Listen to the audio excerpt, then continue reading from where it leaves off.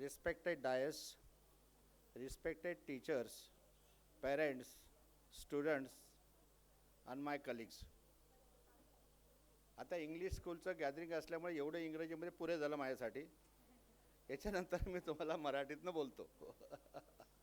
याचं कारण असं आहे की मातृभाषेतनं शिक्षणाला सुरुवात करणे किंवा मातृभाषा पक्की येणे फार महत्त्वाचं आहे. जर मातृभाषा पक्की नसेल तर इतर भाषा येत नाही असा माझा अनुभव आहे. आणि अनेक इंग्रजी शाळेमध्ये हायफाय शाळे सांगतो हां, या शाळेबद्दल मी नंतर बोलतो. हायफाय शाळेमध्ये मुलांना इंग्रजी बोलताना ग्रामॅटिकली करेक्ट आहे का नाही आहे हे कळत नाही. फक्त आपण काय बोलतो कम्युनिकेशन एवढं त्यांना कळतं. आणि अनेक विद्यार्थी लँग्वेजमध्ये नापास झालेले मी पाहिले मोठ्या स्कूलमध्ये, इंग्रजी स्कूलमध्ये. आणि म्हणून लँग्वेज मातृभाषा ही जर पक्की असेल तर इतर भाषा शिकणं अतिशय सोपं जातं. त्याचप्रमाणे विद्यार्थ्यांना ही संस्था प्रयोगातनं शिक्षण देते, अभिनयातनं शिक्षण देते, खेळातनं शिक्षण देते, प्रयोगातनं शिक्षण देते. अनेक प्रकारचे प्रयोग राबवण्याचा उपक्रम ह्या शाळेमध्ये केला जातो. या शाळेचे संस्थापक अध्यक्ष अगदी सुरुवातीपासून आम्ही त्यांच्या सहवासात असल्यामुळं, म्हणजे कोणी नाही मिळालं की आम्ही चीफ गेस्ट असतोच या कार्यक्रमाला.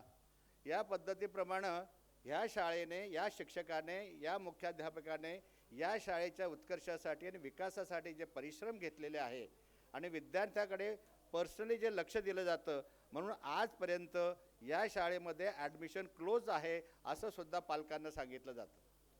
महत्त्वाची गोष्ट म्हणजे की एकदा विद्यार्थी तुमचा KGमध्ये आला की तो 12वीपर्यंत या शाळेतनं जाणार नाही. सर्वसामान्यांना परवडणारं शिक्षण या शाळेमध्ये दिलं जातं. मी इतर विषयाकडे विषयांतर करण्यापेक्षा मी माझा अनुभव सांगेल की माझ्या नातीला मी एका शाळेमध्ये 1.5 लाख रुपये फीस भरतो. त्याच्यानंतर आणखी वेगवेगळे प्रयोगाचे जे पैसे असतात ते 2 लाख रुपये वर्षाला तिला लागतात. इथे मात्र पालकांना इतका बोजा पडेल असं कधीही संस्था करत नाही. संस्था एका दृष्टीने अतिशय डिओशी आहे. अध्यक्षांना काही या संस्थेतनं पैसे कमवायचा उद्देश कुठं संस्था चालकाला असा नाही आहे. मी एका संस्थेचा, एका शाळेचा, तिथंसुद्धा मी सभासद आहे. तिथं अनेक प्रकार होतात. परंतु पालकांना मी या प्रसंगी असं आश्वासन देऊ शकतो संस्थेच्या वतीने, शाळेच्या वतीने, की इथलं शिक्षण निश्चितपणे विद्यार्थ्यांना जीवनामध्ये उपयुक्त पडेल असं आहे. परवा मी नांदगावला गेलो होतो एका आदिवासी शाळेमध्ये मुख्य पाहुणा म्हणून. तिथे त्या आदिवासी शाळेमध्ये स्काउट गाईडचं युनिट चालवलं जातं.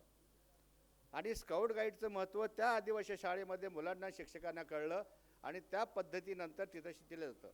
आताही मी मागे यांना, मॅडमला आणि सरांना सांगितलं की कब, बुलबुल, स्काउट गाईड, NCC आणि आणखी काही जे 5-7 विषय आहेत त्यापेक्षा मुलांच्या करिअरसाठी, त्यांच्या प्रगतीसाठी, साहसासाठी आणि त्यांचं टॅलेंट वाढण्यासाठी यात काही अशा स्कीम असतात, ज्या योजना असतात त्या काही खर्चिक नसतात. पालकांनाही बोजा नसतो, संस्थेंनाही बोजा नसतो.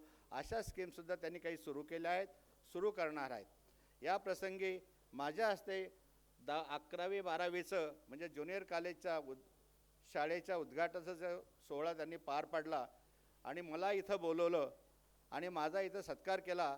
आगंतुक पाहुणा म्हणून का होत नाही. त्यामुळे मी या संस्थेचे अध्यक्ष, सचिव, मुख्याध्यापक, प्राचार्य, शिक्षक, विद्यार्थी आणि पालकांचे मी परत एकदा आपल्या सगळ्यांचे आभार मानतो. याचं कारण असं आहे की मुलं सकाळपासून ड्रेसिंग करून बसलेली असतात आणि आता जर आपण भाषणामध्ये वेळ घालवला तर कुणाची तलवार खाली पडते, कुणाची टोपी खाली पडते आणि मग ते नाराज होतात. त्यांना परफॉर्मन्स करायला एक प्रकारचा उत्साह राहत नाही आणि पालकही नाराज. म्हणून पालकांमध्ये आणि विद्यार्थ्यांमध्ये मी जास्त वेळ राहू शकत नाही आणि म्हणून मी आपल्या सर्वांना परत एकदा शुभेच्छा देतो. आपल्या सर्वांचे आभार मानतो. जय हिंद, जय महाराष्ट्र.